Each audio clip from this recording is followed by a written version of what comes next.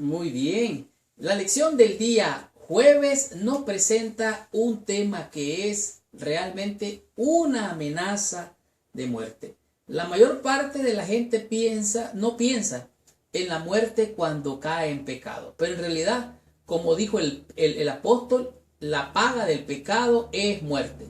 La persona que peca muchas veces piensa en la gratificación o el placer que siente al cometer el pecado. En realidad, el pecado es muchas veces placentero, pero su fin es literalmente la muerte. Hoy en día, en todas las culturas se exalza el mal, se ensalza el pecado y se piensa que aquel que no comete algún delito para complacerse a sí mismo, en realidad puede considerarse hasta un tonto. Sin embargo, la lección y la Biblia misma nos muestra aquí que el sabio muestra tanto el robo como el adulterio como un delito que nos puede llevar a la misma muerte. De tal manera que el adulterio y todas estas maldades, como la Biblia enseña, es maldad. Recuerde, Dios ama al pecador, pero aborrece el pecado. De tal manera, como lo dice aquí en el libro de Proverbios, en el capítulo 7, el versículo 21 al 23. Vamos a leerlo rápidamente. Lo rindió con la suavidad de sus muchas palabras. Oiga bien, lo obligó con la salamería de sus labios, al punto se marchó tras ella, como el buey al degolladero y como el necio a las prisiones para ser castigado, como el ave que se apresura a la red, no sabe que es contra su vida hasta que la saeta traspasa su corazón. Aquí le está diciendo el proverbista que él se asomó a la ventana y miró una mujer alborotadora, una mujer que estaba allí seductora. Dijo, se encontró con un joven y le dijo, vente, acabo de pagar mi voto, acabo de santificar mi alma, mi esposo ha salido de casa, vente conmigo, vamos a mi casa, y lo lleva al adulterio. Pero el muchacho se deja llevar por esta seducción y no sabe que va al degolladero, al matadero, tristemente a morir. Miren lo que dice el versículo 26, dice, porque a muchos ha hecho caer heridos y aún los más fuertes han sido muertos por ella. Camino al Seol es su casa, que conduce a las cámaras de la muerte. En otras palabras, entrar a esa habitación de esa mujer es entrar prácticamente a la muerte misma. Allí dice que es el Seol. Y cuando habla aquí del Seol no está hablando del infierno, está hablando de la muerte misma.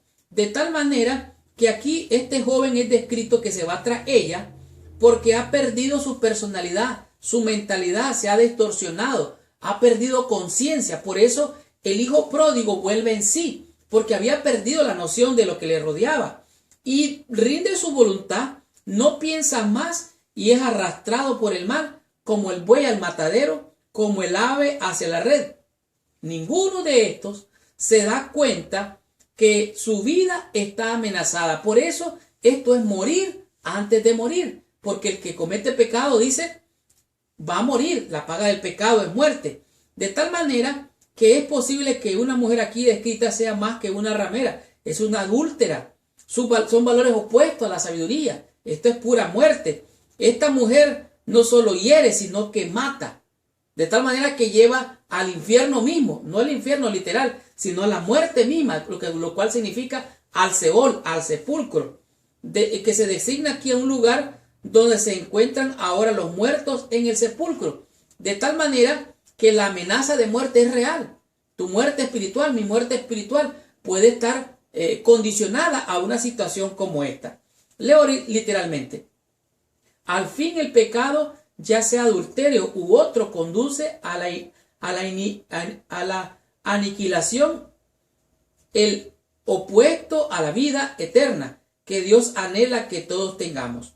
No es extraño que el lenguaje sea fuerte, dado que estamos tratando con asuntos de vida eterna o de muerte eterna. De tal manera que la amenaza de muerte es viva, es real. Y tú y yo tenemos que estar lejos de todo este tipo de cosas para no perder nuestra vida en esta vida y también en la vida eterna.